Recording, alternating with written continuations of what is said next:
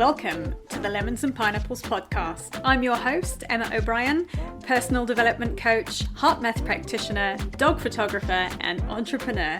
In this podcast, I share tools, strategies, and amazing guest interviews to help you improve your mindset and your well-being with a sprinkle of fun and probably some mention of dogs along the way. So without further ado, let's squeeze the day.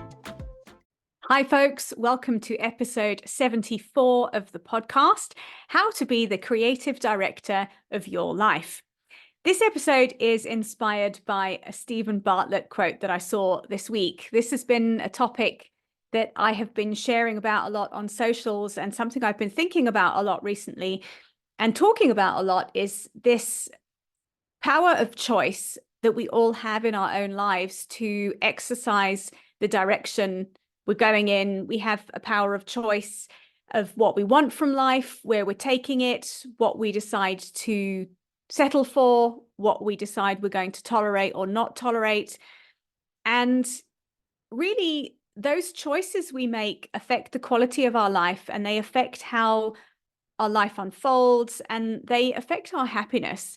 And here's what Stephen Bartlett said, which I'm going to elaborate more on over the course of this podcast.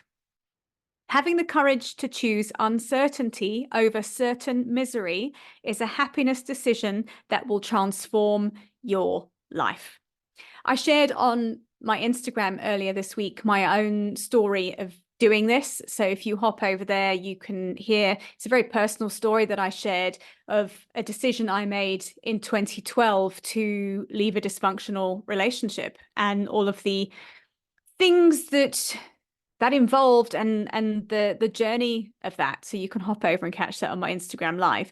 But what I wanted to share is what happens when you choose that certain misery, because the fear of the uncertainty somehow is a little bit bigger than the certain misery. And there's somebody I know, let's call her Jennifer. She's a lady in her late 60s. And she is married to Bill. She doesn't really like Bill very much. Bill's not very nice to her. They don't have a particularly happy relationship. It's functional. It's fine. And she is stuck in that marriage because she's financially reliant on Bill. She's retired and she doesn't have the means to be able to leave. So she has decided to settle. And she settled for the lesser of two evils, Bill versus being financially unstable and struggling for the rest of her life. And this is a point that a lot of women get to. And it's something I feel very passionately about helping women avoid, whether this is being stuck in a relationship like Jennifer and Bill, whether this is being stuck in a career or stuck with your business. You don't have to stay there. Could Jennifer leave this relationship if she really wanted to? She could. But as I've touched on, she would be then putting herself in financial struggle, which has a whole load of anxiety and stress of its own. And she'd also have to do quite a big lifestyle downgrade. So she has chosen to sit tight and stay. The point at which she could have made a different decision and not be sitting stuck in this marriage happened probably 10 or 15 years ago when she was still working, and she could have had the opportunity to make some different decisions that would have meant she could have ended the marriage then and be in a different situation now. And she was going to, but at the point she was going to end the marriage, Bill fell off the mental health wagon and went through a very difficult time. So she didn't want to add to that. And she decided to put not hurting Bill ahead of her, not hurting her own feelings. She put that first. And that is how she's ended up kind of backed into a corner. And a lot of women do this. There's a lot of the women that I work with are in a situation of being completely stuck in their lives because they've put everybody else before themselves. And I think society tells us as women that it's selfish to put yourself first. It's not feminine to really go after what you want. And there's a lot of conditioning that happens that allows women to get backed into corners they don't want to be in and not to exercise the choice that they have. And a few of the reasons that I hear from people for not leaving relationships and staying stuck in marriages that are, quite frankly, shit, are children need stability if there's still children living at home. It's better for them to be in, two parents in one house. It's more stable for them. And my take on this really is that all you do when you make a choice to not leave a dysfunctional marriage, relationship, whatever it is, for the sake of the children, because you feel like they need to be in one home with everybody, is you model that unhappiness is the norm for a relationship. That is what you teach children when you stay stuck in a relationship that isn't healthy. And I don't think that is a wise decision. It's a decision I took to not do that when I got divorced. I got a lot of flack from it. It's a decision I made that I shared this week on Instagram about leaving another dysfunctional relationship. And that was a pattern for me. And it's something I've had to work on. I've had to do a lot of inner work on that. The other thing that I hear from people not leaving relationships is finances. And this is a very common thing. We become enmeshed financially with the people we're in relationships with. And as women, we often give our power away and end up being financially reliant on our partners, whatever gender they are. And it puts you on the back foot, because when you don't have your own money, when you don't have your own financial independence, you give your power away. And this is the story I shared of my own personal journey. My current husband is fully aware that I have an escape fund. We don't call it the escape fund. That's not what I would call it. Let's call it the nest egg, to be diplomatic here. He's fully aware I am in this marriage out of choice, not obligation, or because I can't afford to leave, or because, he's my gravy train. He is fully aware that at any point in time, I can get up and leave. And conversely, I am also fully aware that he is in this marriage because he chooses to be as well. We're on an equal power footing with that. I learned a lesson the hard way to get myself to this point. So don't get me wrong. I know what it's like to be on the other side of that. And I made sure that I will never be financially reliant on somebody else again and take my own choices away.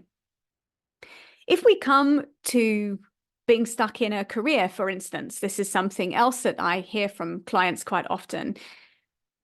You can get stuck in a career because you feel you don't have the skill set to make a change, or you lack the confidence to make a change, or you tell yourself stories about being too old. It's going to take me ages to make the change. Change doesn't happen overnight. That is a given. I'm not here to sit and say to you, do you know what? You can change, you can turn the ship around tomorrow, because it's bullshit. You can't. But you can, when you put a strategy in place and you start to plan, you can start to make small incremental changes, which will turn the ship around in, let's say, a year, for argument's sake. So if you lack the skill set now, but you decided to do something about it by taking an extra course, by going to night school, by studying at the weekends, by taking a part-time course, taking a sabbatical and studying, you can alleviate that skill set problem. If you wanted to start your own business, but you lack the time, you're not sure you've got what it takes, you don't have a financial buffer to enable you to leave a job and start a business straight away, you can start it on the side. You can allow yourself the time to implement change. And I think that's something that we all have a choice over. And it comes down to a question that I ask quite often, and it's something I ask my coaching clients, is what do you want out of life? What makes you happy? What do you want? And what can you do to move yourself closer to what you want? And often what we want is on the other side of that fear of uncertainty.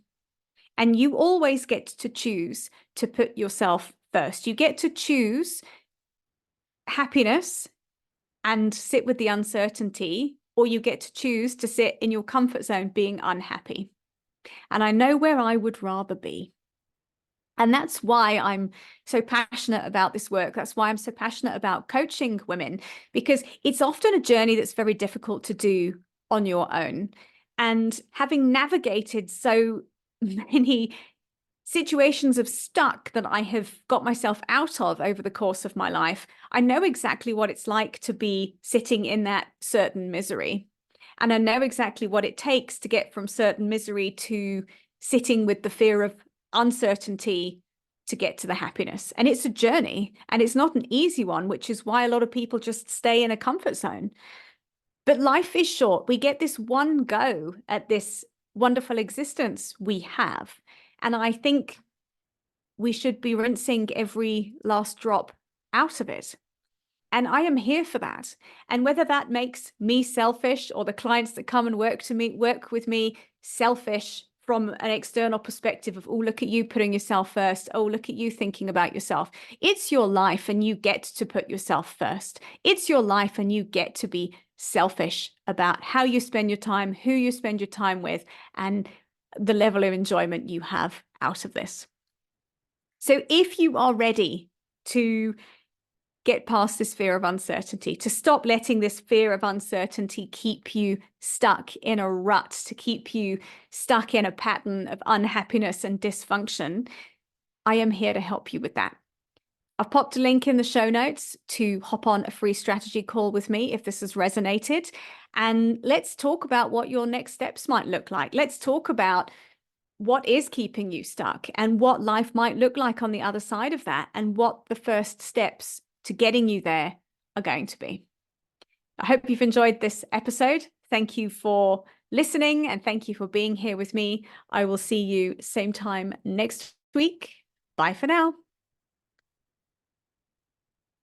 Thank you for listening to today's episode. If you've enjoyed it, please share with your friends and be sure to leave me a 5-star rating and review, especially if you're listening on Apple Podcasts. To find out more about my one-on-one coaching, please visit my website, which is emmaobriencoach.com. And remember, folks, when life gives you lemons, you can always choose another fruit. See you next time.